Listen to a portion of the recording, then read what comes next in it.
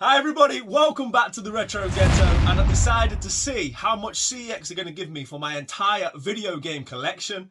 I thought it was a good idea until I started doing it. If you're thinking about doing this at home, I'd suggest you don't. It took a lot of hours, guys. I've got approximately 1,000 games, and having to find all of those games on the CEX app, then add it to the list, and then remove them all and do the next set of games for the next console. It became a lot of work. However, I'm glad to say I've got through it. I think the results are going to be very interesting. Obviously, we'll get to the grand total at the end. The plan is to break it down into consoles. So we're going to look at how much they'll give me for each console collection. A couple of bits of T's and C's to get out of the way before we get into it. Some games don't show up on CEX app. Either they're sort of foreign releases or it's just games that they don't want to trade in. Also, there are some games which are special editions and collector's editions, which they just register as the standard edition of the game. In that case, I've just done it as the normal edition of the game. None of these have been entered as mint. If you know my collection, there's not many that are on the fence about being mint anyway, but regardless, everything I've just done as a standard game, not put in mint or anything like that, even if the seal would have just left it alone. So with all that said, let's get into it. Retro Ghetto. Okay, so I'm going to pull out the trusty laptop where I've got all this information written down. And the first system that I'm going to look at is GameCube. I do not have the biggest GameCube collection by any means. But once I totaled it all together, CEX are giving me trading of £178.30 or cash of £136.10. The vast majority of that is made up from games like Paper Mario and Ikaruga. But as I say, not the biggest collection, and we move on to the next one. Okay, so one of my favourite systems from my favourite era of gaming is the Sega Mega Drive. Once I put all the information into the app, the CEX told me that cash they'll give me £466.80 or £632.60 trade-in. Not a bad outcome, but have got a relatively sizable Sega Mega Drive collection. It's also worth pointing out that there's 15 games, predominantly sports games, nothing too expensive, that CEX weren't willing to take or didn't show up on their app, so I had to omit these from the results. But yeah, in terms of cash, we're looking at £466.80 and trade-in £632.60.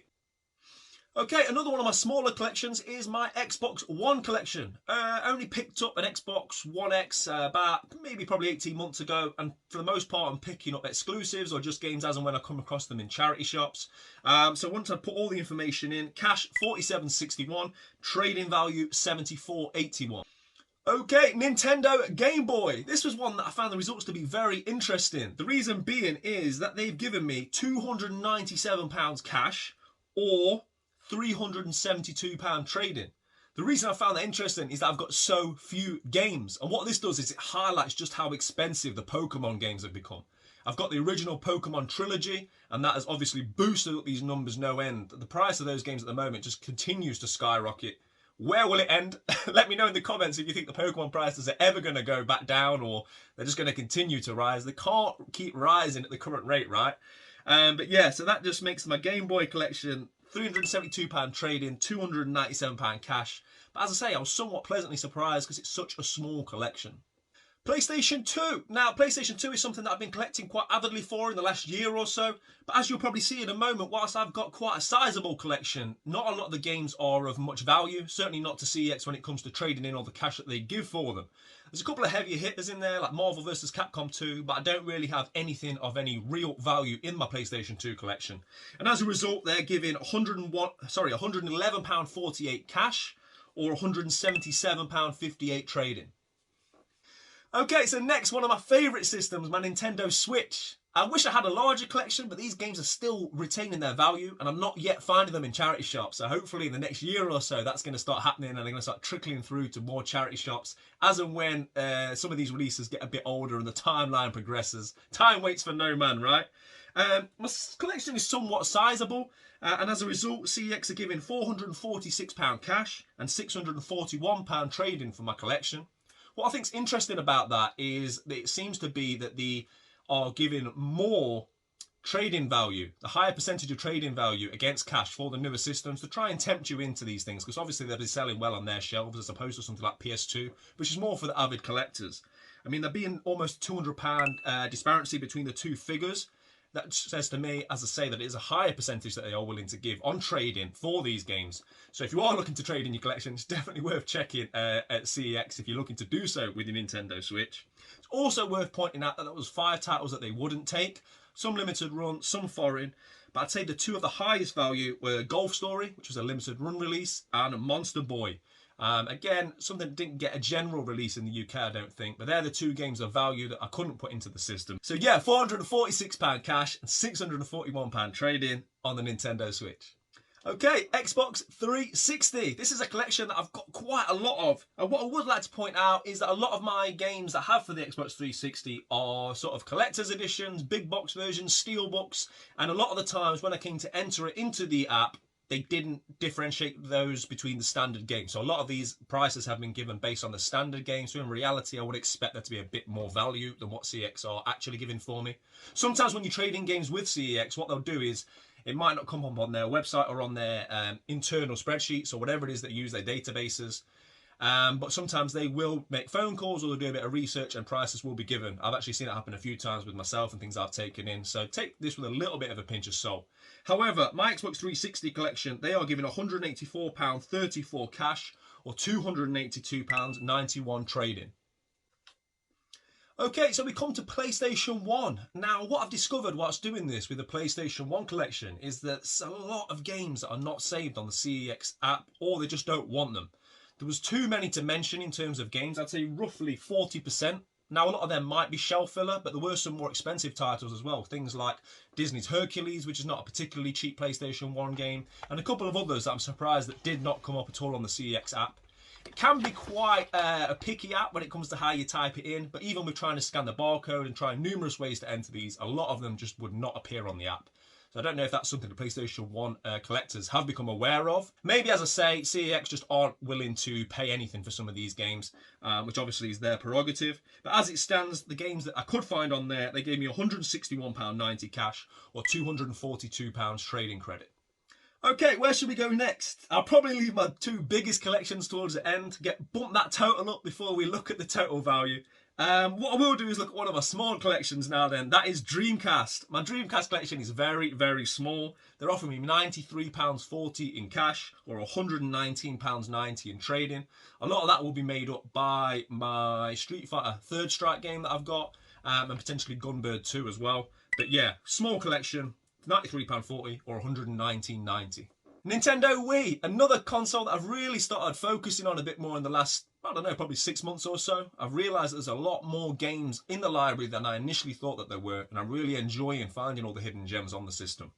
Having said that, a lot of the games still don't have any real value, certainly not to CEX anyway. And there's £109.26 cash or £168.56 trading. Let me tell you, in terms of fun and gameplay, there's a lot more value sitting on that shelf than there is if I take them to CEX, but that's how it goes.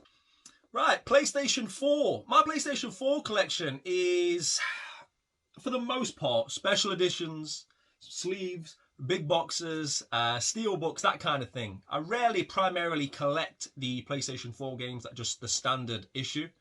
Now, that will have an impact on the price because a lot of these I was not able to find on the company's app, apart from the standard version. So, for example, Horizon Zero Dawn, this collector's edition, goes for quite a lot of money. It's quite a sought-after piece. On this list, I had to enter it as just the standard edition of the game because they only had this or the even bigger big box collector's edition with the statue. So, again, just something I wanted to point out to you guys. It's a little bit of a false reading with this one. But they're giving me £244.71 cash or £335.30 trading credit. Retro Ghetto.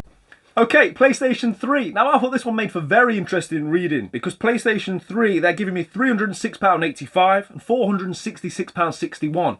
I think if we'd done that just 18 months or maybe even just a year ago, the value would be considerably lower. A lot of these games that I've got have been sourced from charity shops, car boots, etc.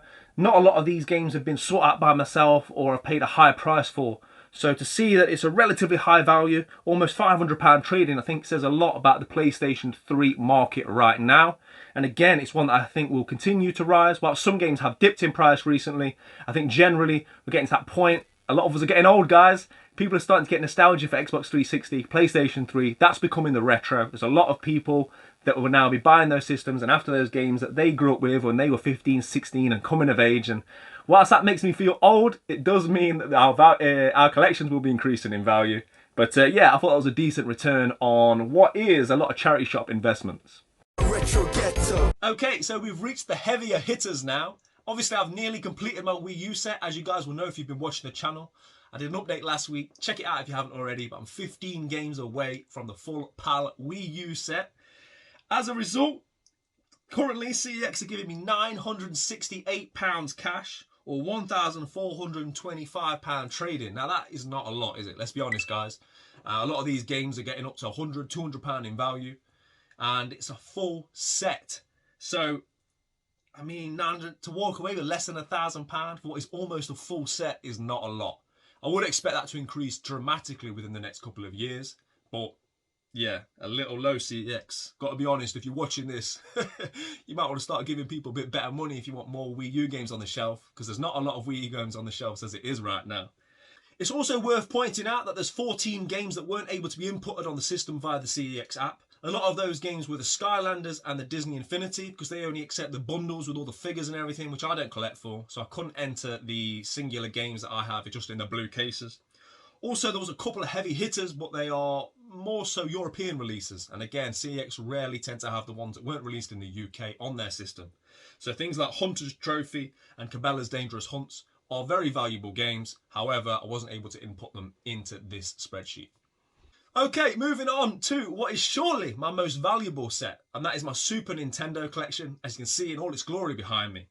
Now, what do you reckon, guys? How much do you think CEX are going to give me for this set? Well, firstly, it's worth pointing out that there was 19 games that I wasn't able to input on the system. A lot of those were just sort of very generic sports titles, which I don't think they want. But there was a couple of heavier hitters, which I was surprised weren't on there. Beauty and the Beast, which is quite a valuable game on the system. And also the Silver Box NFL game, which I understand that primarily they don't want NFL games or sports games, but as that is part of the Silver Box Konami set, that has become a very expensive game, and you'd be lucky to get that anywhere less than £50–60. So yeah, a couple of heavy hitters in there, in amongst all the sports games that they wouldn't accept, and I wasn't able to put onto the list.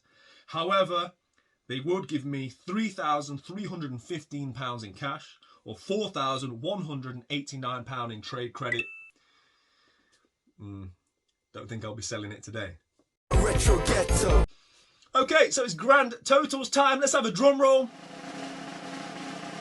If there's any mathematicians out there, you might have already got to this number. However, the total, as long as I've done my sums correctly, in terms of cash, £6,889.05. Trading credit, £9,306.37. So obviously we've got to look at those numbers and take them as you will. CEX are running a business. They're not necessarily going to give you what they're worth as such. If we take that number of 9,000 in terms of trade credit, then you multiply that by what they sell them for. What do you think, guys? Let me know in the comments. What do you think that the value of what they would sell this as? If they're giving me just over £9,000 trading credit, I'm going to guess 15 grand that they would be selling them for in the stores. Let me know if you know like the exact percentages, or you know more about the CEX algorithm than what I do. Let me know in the comments. But yeah, I hope you guys have enjoyed this. As I say, I did not know that embarking on this journey was going to take as long as it did. So I hope you have appreciated it, or enjoyed it at least, because many, many hours were spent looking on these shelves, entering, re-entering, trying to find the right name on the CEX app. And to be honest, I don't want to do it again. So don't think we'll be seeing this kind of video from me anytime soon for an update. I've got a lot coming up in the future, guys. I've been on a fantastic game and toy hunt, which I'm going to put out probably next week. And I've also got a crazy pickups. It's been a long time since I've done a pickups video by my own standards. I've got Christmas and a whole heap of other stuff. It's literally growing around me. So yeah, I've got a massive pickups video coming real soon as well. So hit the subscribe button. Appreciate you watching. As always, play your games, keep it retro. In a bit. Retro Ghetto.